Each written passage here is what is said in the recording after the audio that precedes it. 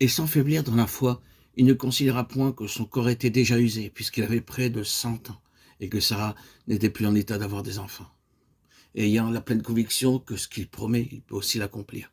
Romains 4, 19 et 21. À chaque apparition, Dieu révéla à Abraham quelque chose d'un des 10 aspects du secret de l'amitié divine. Ce fut une révélation progressive. Si vous avez des escaliers chez vous, vous ne les gravissez pas tous à la fois, mais l'un après l'autre. Il en fut de même pour Abraham. Dieu lui apparut 2 fois dans Genèse 12, puis dans les chapitres 13, 14 et 15. Le chapitre 17 relate la 6e apparition, lorsqu'Abraham était âgé de 99 ans et qu'il n'est plus possible à un homme d'avoir un fils. Lui et sa femme étaient devenus comme des arbres secs. En ce temps-là, il dut croire que malgré leur vieillesse, Dieu pouvait accomplir sa promesse. Romains 4, 19 à 24.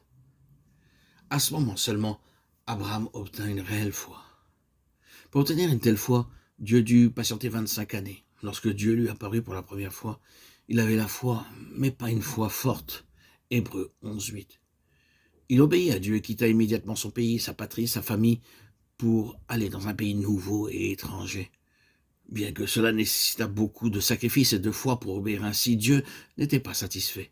Pas à pas, il préparait Abraham pour l'acquisition d'une foi plus forte, jusqu'à ce que lui et sa femme soient devenus trop vieux pour porter des enfants.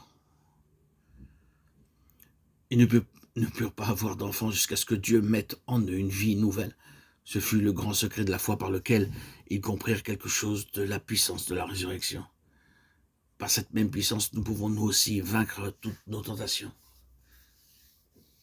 Afin que l'épreuve de votre foi, plus précieuse que l'or périssable, qui cependant est éprouvé par le feu, ait pour résultat la louange, la gloire et l'honneur lorsque Jésus-Christ apparaîtra. 1 Pierre 1,7. Paul s'exprime avec un grand désir aux Philippiens. Ainsi, je connaîtrai Christ et la puissance de sa résurrection. Bien que beaucoup de miracles fussent accomplis par son ministère pendant les années passées et que Dieu eût travaillé puissamment à travers lui, cependant, il déclare dans son âge avancé, « Je regarde toute chose comme une perte afin que je le connaisse lui et la puissance de sa résurrection. » C'est la plus forte puissance disponible pour les croyants. Beaucoup de croyants élaborent des plans pendant plusieurs années cherchant à obtenir de la puissance dans leur vie. Ils pensent qu'en ayant des songes ou des expériences particulières ou des visions, ils obtiendront de la puissance. Mais ils demeurent toujours faibles. Ils ne réalisent pas que la puissance de la résurrection est à leur disposition. Si nous croyons que notre Seigneur Jésus-Christ est mort à notre place pour nos péchés, si nous croyons aussi qu'il est ressuscité pour notre justification, pour vivre en nous par son Esprit Saint, alors par la foi, nous pouvons recevoir en nous jour après jour la puissance de la résurrection pour chaque situation, chaque tentation et tout besoin. Pour nous accorder une telle foi, le Seigneur nous fera passer par des situations douloureuses et des épreuves. Nous voyons cette pensée dans 1 Pierre 1, 7, 11. L'or doit être raffiné par le feu. Il ne peut pas être lavé ni par le savon ni par l'eau. L'or est raffiné toujours à nouveau par le feu jusqu'à ce que chaque impureté soit brûlée.